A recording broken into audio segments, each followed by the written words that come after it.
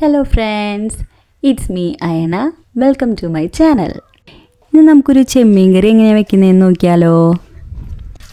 അപ്പോൾ അതിനാദ്യമായിട്ട് നമുക്ക് ചെമ്മീനൊക്കെ ക്ലീൻ ആക്കി എടുക്കാം. അമ്മയും ഞാനും കൂടിയാണ് കേട്ടോ ചെമ്മീനൊക്കെ ക്ലീൻ ആക്കുന്നത്.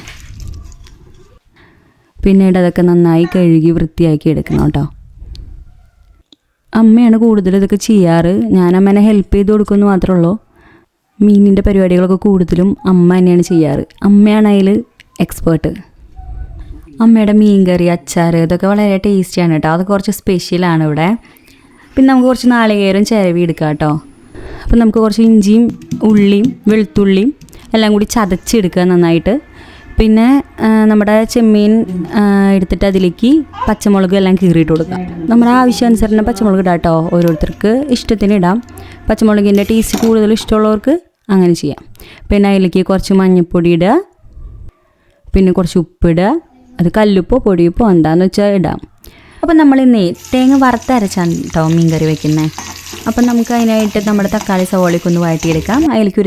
അതിനായിട്ട് ഒരു ചട്ടി വെച്ചിട്ട് അതിലേക്ക് നമ്മുടെ ചെറുള്ളി ഇട്ട് മൂപ്പിക്കുക. അതിന് ശേഷം അതിലേക്ക് കുറച്ച് സവോള ഇടുക, പിന്നെ തക്കാളി ഇടുക.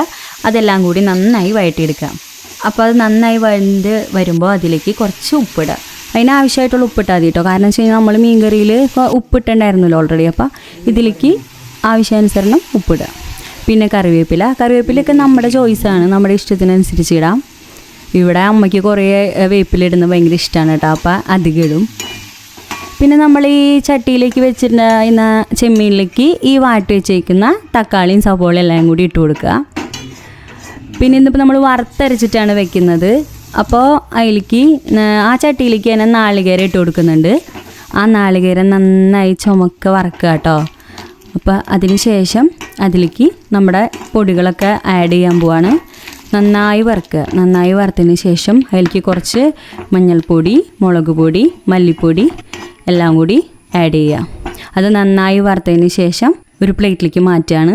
അല്ലെങ്കിൽ അതിൽ തന്നെ ഇരുന്ന് കഴിയുമ്പോൾ ചൂട് കൂടും. അപ്പോൾ അങ്ങനെ അതിൻ്റെ മൂപ്പ് കൂടി പോകും. അപ്പോൾ അത് മാറ്റി വയ്ക്കുക. പിന്നെ അതിലേക്ക് ആ ഇഞ്ചിയും ഉള്ളിയൊക്കെ നമ്മൾ ചതച്ച് വെച്ചിട്ടുണ്ടായിരുന്നല്ലോ, അതൊക്കെ കൂടി ആഡ് ചെയ്യുക. എന്നിട്ട് നമ്മൾ ഈ നാളികേരം വറുത്ത് വെച്ചിട്ടുണ്ടല്ലോ, അത് നമ്മുടെ മിക്സിയുടെ ചെറിയ ജാറിലിട്ട് നന്നായി പേസ്റ്റ് പോലെ അരച്ചെടുക്കണം.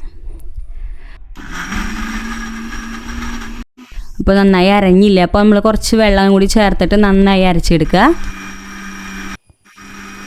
എന്നിട്ട് ഇത് ആ കറിയിലേക്ക് നമ്മുടെ മീൻ വെച്ചിട്ടുണ്ടല്ലോ ആ ചട്ടിയിലേക്ക് ആഡ് ചെയ്ത് കൊടുക്കുക.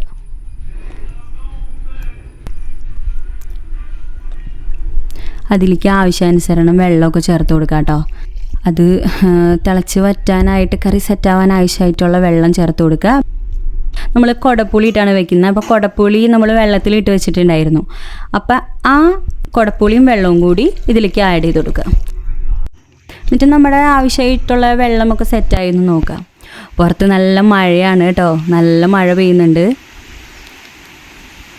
എന്നിട്ട് നമ്മൾ നമ്മുടെ കറി ഇപ്പോൾ വെള്ളമൊക്കെ ആവശ്യത്തിന് ചേർത്ത് നമ്മൾ സ്റ്റൗ കത്തിച്ച് കറി അടുപ്പത്തേക്ക് വെച്ചു. അപ്പോൾ ഇത് ആ കറി നന്നായി തിളച്ച് തുടങ്ങി. നന്നായി തിളച്ച് കഴിയുമ്പോൾ നമ്മൾ ഫ്ലെയിം ഒന്ന് കുറച്ച് വയ്ക്കണം. ഇപ്പോൾ കറി ഏതാണ്ട് പാകമായി വന്നിട്ടുണ്ട്. അത്യാവശ്യം നന്നായി കുറുകി വന്നു കഴിയുമ്പോൾ നമ്മുടെ കറി സെറ്റായി. ഇപ്പം നമ്മുടെ കറി ഇതേ ഒരു സെർവിങ് ഡിഷിലേക്ക് മാറ്റി. ഇപ്പോൾ ചെമ്മീൻ നമ്മുടെ തല കിള്ളിയിട്ടത് അത് വറുത്തിട്ടുണ്ട്. പിന്നെ നമ്മുടെ നല്ല തേങ്ങ വറുത്തരച്ച ചെമ്മീൻ കറി കൂട്ടി നമുക്കൊരു പിടി പിടിക്കാം. ഏട്ടനാണ് കേട്ടോ ആദ്യം ടേസ്റ്റ് ചെയ്യാൻ പോകുന്നത്. എന്താണ് അഭിപ്രായം എന്ന് നമുക്കറിയാം. കറി നല്ല ടേസ്റ്റ് ഉണ്ടെന്നാണ് പറഞ്ഞത്. ഓക്കെ, അപ്പം നമ്മുടെ തൃശ്ശൂരൊക്കെ ഇങ്ങനെയാണ് കേട്ടോ വറുത്തരച്ച് മീൻ കറി വയ്ക്കുക. നിങ്ങളുടെ അവിടെയൊക്കെ എങ്ങനെയാണെന്ന് ഒന്ന് കമൻറ്റ് ചെയ്യണേ. അപ്പോൾ നമുക്ക് അടുത്ത വീഡിയോ ആയിട്ട് കാണും വരെ. Okay, by.